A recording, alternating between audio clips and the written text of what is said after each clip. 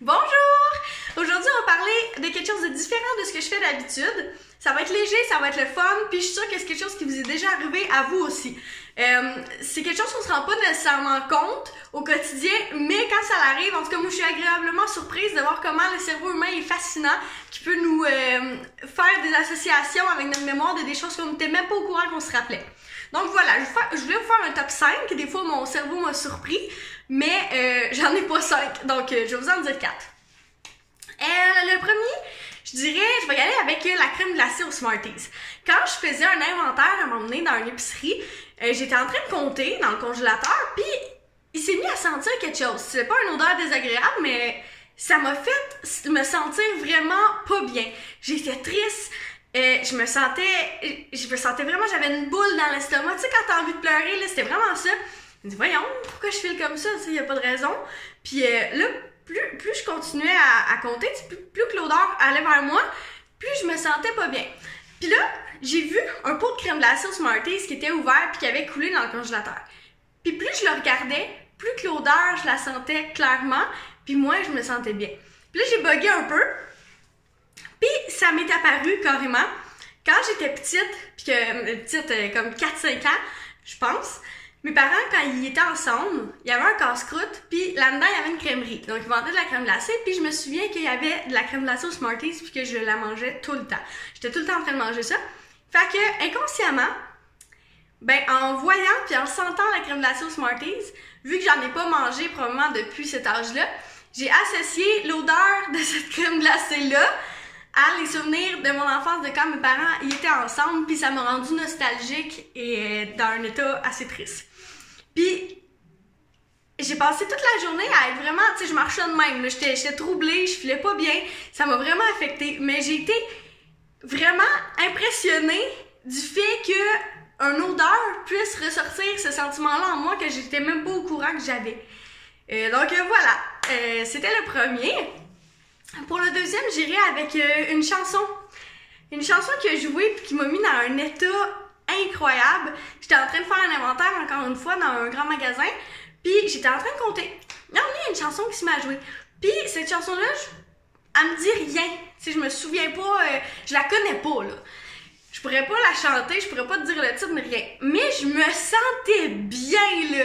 Mais vraiment bien, pleine d'assurance. Puis j'avais un sentiment en moi vraiment agréable.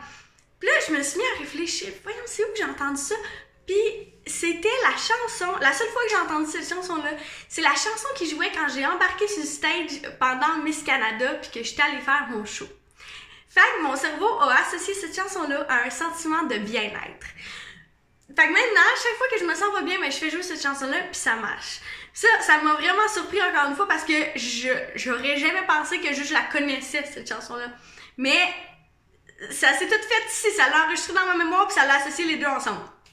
Et je trouvais ça vraiment incroyable. Ok, donc, troisième chose, c'est un film que j'ai écouté, ça fait pas très longtemps. Là, je vais vous sortir un peu mon petit accent anglais, là, riez pas trop, ok, je fais de mon mieux.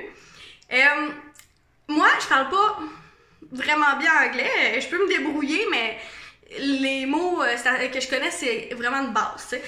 Fait que l'autre fois, j'ai écouté un film, puis le titre en anglais, c'est Once Upon a Time. C'est ça. Puis tout le long du film, je me disais, ça veut dire quoi le titre? C'est quoi la traduction francophone? Puis ça me gossait parce que je savais que upon, c'est un mot que j'ai déjà vu. Je le savais. C'était sûr, ça me disait quelque chose ce mot-là, mais j'étais vraiment pas capable de faire la traduction de la phrase, j'avais aucune idée de ce que ça voulait dire. Puis je réfléchissais, puis j'arrêtais pas de dire la phrase, puis à un moment donné, j'ai flashé, puis j'ai été capable de savoir c'est quoi que ça voulait dire juste à cause de ça. Donc, finalement, j'ai découvert que ça voulait dire « Il était une fois », puis j'ai réussi à l'associer, parce que dans Shrek 1, qui était un film que j'ai beaucoup écouté quand il est sorti il y a plusieurs années. Une des premières scènes, c'est un livre.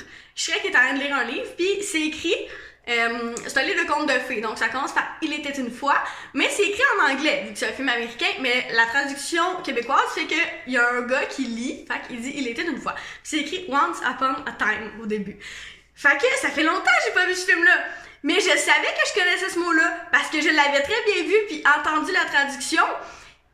Puis à un moment donné, ça a juste flashé. Est-ce que c'était dans Shrek? Fait que je m'en suis rappelé. Mais j'étais pas au courant que je connaissais ce mot-là. Là. Ça m'a vraiment...